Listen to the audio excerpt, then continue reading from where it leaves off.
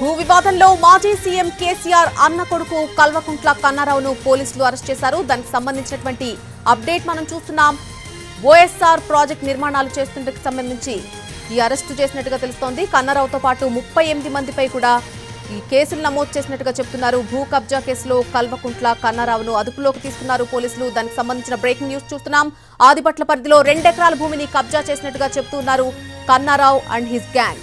OSR project నిర్మాణాలు చేస్తుండగా ఈ కబ్జా చేపట్టినట్టుగా చెప్తున్నారు.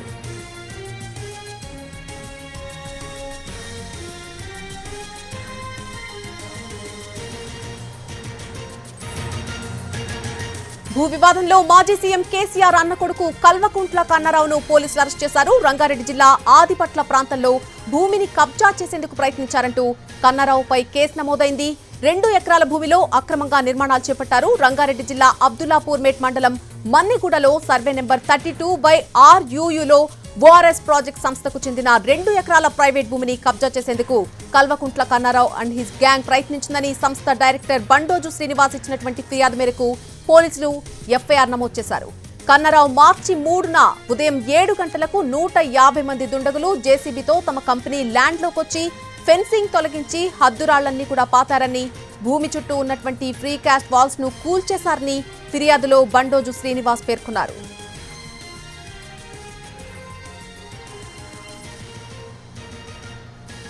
భూ వివాదంలో మాజీ సీఎం కేసీఆర్ అన్న కొడుకు కల్వకుంట్ల కన్నారావు అరెస్టుకు సంబంధించిన అప్డేట్ మనం చూస్తున్నాం. రంగారెడ్డి జిల్లా ఆదిపట్ల ప్రాంతంలో భూమిని కబ్జా చేసేందుకు ప్రయత్నించారంటూ కూడా కన్నారావుపై కేసు నమోదైంది.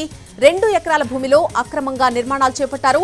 అలాగే రంగారెడ్డి జిల్లా అబ్దుల్లాపూర్మేట్ మండలం మన్నెగూడలో సర్వే నెంబర్ 32/RUUలో ఓఆర్ఎస్ ప్రాజెక్ట్ సంస్థకు చెందిన 2 ఎకరాల ప్రైవేట్ భూమిని కబ్జా చేసేందుకు కల్వకుంట్ల కన్నారావు గ్యాంగ్ ప్రయత్నించిందని సంస్థ డైరెక్టర్ బండోజు శ్రీనివాస్ ఇచ్చినటువంటి ఫిర్యాదు మేరకు పోలీసులు ఎఫ్ఐఆర్ నమోదు చేశారు. కన్నారావు మార్చి 3న ఉదయం 7 గంటలకు 150 మంది దుండగులు జేసీబీతో తమ కంపెనీ ల్యాండ్లోకొచ్చి ఫెన్సింగ్ తొలగించి హద్దురాళ్లు పాతారని, భూమి చుట్టూ ఉన్నటువంటి ఫ్రీ కాస్ట్ వాల్స్ ను కూల్చివేశారని ఫిర్యాదులో బండోజు శ్రీనివాస్ పేర్కొన్నారు.